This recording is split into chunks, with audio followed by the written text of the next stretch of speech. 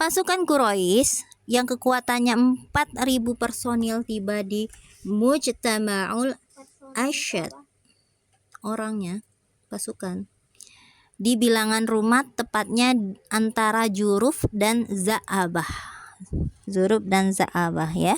Sedangkan kabilah dari nama tempat, nama tempat. Sedangkan kabilah Ghatafan, orang-orang Yahudi Ghatafan dan penduduk Najd yang berkekuatan 6.000 personil. Kalau tadi 4.000, kemudian di sini Ghatafan dan Najd itu 6.000 personil. Dia tiba di Zanab Naqmi di dekat Uhud. Ini firman Allah surat Ahzab 22. Walamma ra'al mu'minunal ahzaba qalu haza ma wa'adana Allahu rasuluhu wa sadaqallahu wa rasuluhu wa ma zadahum illa imana wa taslima. Dan tak kala orang mukmin melihat golongan yang bersekutu itu, maksudnya orang-orang kafir tadi ya, mereka berkata, inilah yang dijanjikan Allah dan Rasulnya kepada kita, dan benarlah Allah dan Rasulnya, dan yang demikian itu tidaklah menambah kepada mereka kecuali iman dan ketundukan. Jadi itu ketika melihat pasukan orang-orang kafir itu, bukan mereka takut, tapi mereka bertambah beriman bahwa apa yang dilihat oleh Rasulullah dan menjanjikan kemenangan-kemenangan di Syam, Persia, dan tadi apa? Yaman tadi itu bakal terwujud benar kayak gitu. Mereka nambah yakin kayak gitu ya. Tapi orang ya bener lah nak. Kalau kita kan ngelihatnya seperti cuma untuk menyemangati ya, tapi kan Rasulullah bisa diberi kelebihan. Orang-orang yang diberi kelebihan itu dianggap kayak aneh-aneh, padahal memang ada kayak gitu dari Allah ya. Tapi orang munafik yang jiwanya lemah langsung takut melihat banyaknya orang dari musuh tadi. Iya, seperti dalam firman Allah surat Al-Ahzab ayat 12. Wa iz yaqulul munafiquna wallazina fi qulubihim maradum ma wa'adanallahu wa rasuluh illa ghurur.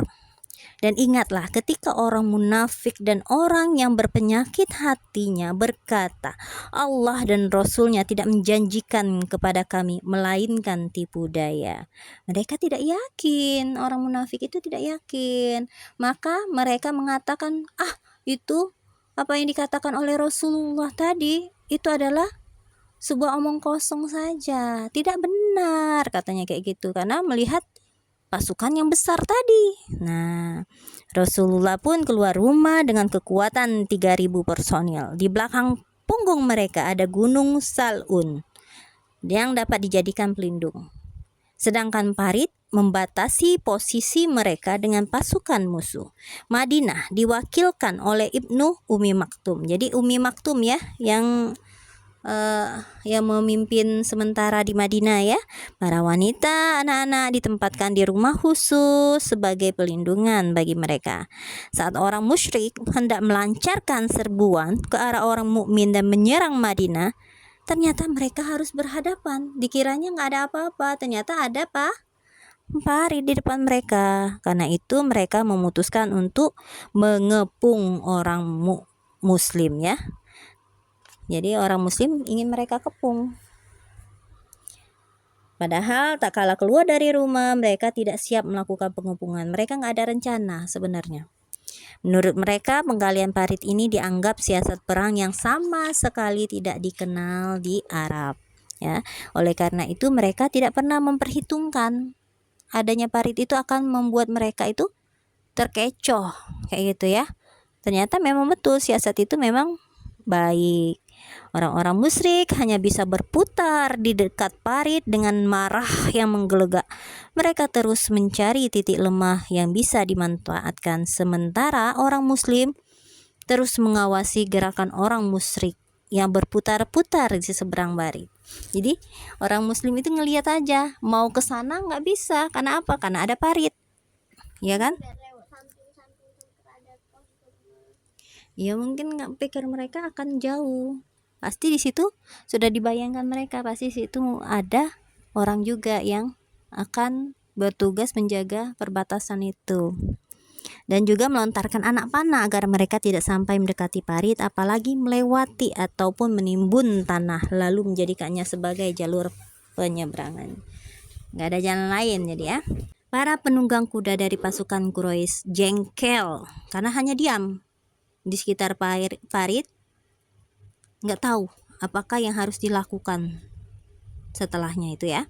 Nah, cara seperti ini sama sekali bukan kebiasaan mereka. Lalu muncul sekelompok orang dari orang-orang kafir tadi, yaitu Amr bin Abdi Wud, Ikrimah bin Abi Jahal, Dirar bin Al-Khattab, dan lainnya yang mendapatkan lubang parit yang lebih sempit. Jadi ada lubang parit yang mengagak lebar, jauh jaraknya, sehingga nggak bisa dilompati oleh kuda. Ada juga yang lebih sempit. Nah, mereka menemukan itu setelah dicari-cari, ternyata itu ya. Lalu mereka terjun melewati bagian parit itu dan memutar kuda mereka ke bagian yang agak lembab antara parit dan gunung Sal'un. Mereka juga berusaha sebenarnya, orang kafir itu. Ali bin Abu Thalib bersama beberapa orang muslim langsung mengepung daerah yang dapat dilewati beberapa orang musyrik tadi. Jadi memang sudah ada orang, sudah ditempatkan orang di sana. Amir bin Abdi Wud menantang untuk adu tanding 1 lawan 1. Lalu diladeni oleh Ali bin Abi Thalib. Ali bin Abi Thalib melontarkan perkataan yang membuat Amr sangat marah. Amr yang termasuk salah seorang prajurit musyrikin yang pemberani dan pahlawan, turun dari kuda sambil mengumpat kudanya dan menempeleng mukanya. Muka kudanya ditempeleng, ditampar. Mana ini? Aneh ya, marah dengan kuda. Iya, mungkin karena nggak bisa berbuat apa-apa, diam-diam aja kudanya ya. Kemudian dia siap berhadapan dengan Ali. Keduanya berputar langsung bertanding dengan seru. Ali dapat membunuh Amr tadi. Sementara yang lain juga terjun. Jadi orang tadi terjun ke parit untuk melarikan diri. Orang-orang kafir tadi, mereka benar-benar ketakutan sampai Ikrimah bin Abu Jahal meninggalkan tombaknya. Beberapa hari sudah berlalu dan orang musyrik terus berusaha untuk melewati parit dan membuat jalur penyeberangan. Tapi orang muslim tak henti melakukan perlawanan, menyerang mereka dengan anak panah hingga mereka gagal meluluskan usaha ini. Jadi gak ada yang berhasil menyeberang parit tadi ya, orang musyrik tadi, karena terlalu jauh. Walaupun nak dibuat jembatan penyeberangan, orang muslim sudah siap siaga. Karena terlalu sibuk melakukan serangan balik terhadap orang musyrik yang berusaha hendak menyeberang parit. Akibatnya ada beberapa sholat yang tidak sempat dikerjakan Rasulullah dan orang muslim. Jadi pada saat itu terjadilah nggak sempat karena sibuk ngurusin musuh tadi. Maka di dalam As-Sahihain disebutkan dari Jabir radhiyallahu anhu bahwa Umar bin Khattab muncul pada waktu perang Khandaq dan ia terus-menerus mengolok-olok orang kafir. Lalu dia berkata, "Wahai Rasulullah, hampir saja aku lupa tidak mengerjakan sholat asar, padahal matahari hampir terbenam. Aku pun belum sempat mengerjakannya," jawab sabda Rasulullah ya. Lalu kami turun membawa alat pembuat tepung. Beliau wudhu dan kami pun wudhu. Beliau sholat asar setelah matahari terbenam dan setelah itu langsung disusul dengan sholat maghrib. Iya, sholat maghrib kan sudah hampir terbenam mas. Maghrib kan sudah terbenam kan? Ya enggak? Kata Rasulullah, aku pun belum sempat mengerjakannya. Kayak gitu loh. Maka kalau nggak diingati oleh Umar bin Khattab, mungkin Rasulullah nggak mengerjakan sholat asar pada saat itu, tapi kan sudah diingatkan, maka sholatlah ketika kita ingat, sholatlah ketika kita ingat. Jadi kalau kamu misalnya, oh aku belum sholat isya, ingatnya sudah, misalnya sudah waktu matahari sudah tinggi, sudah sholatlah, kayak gitu ya.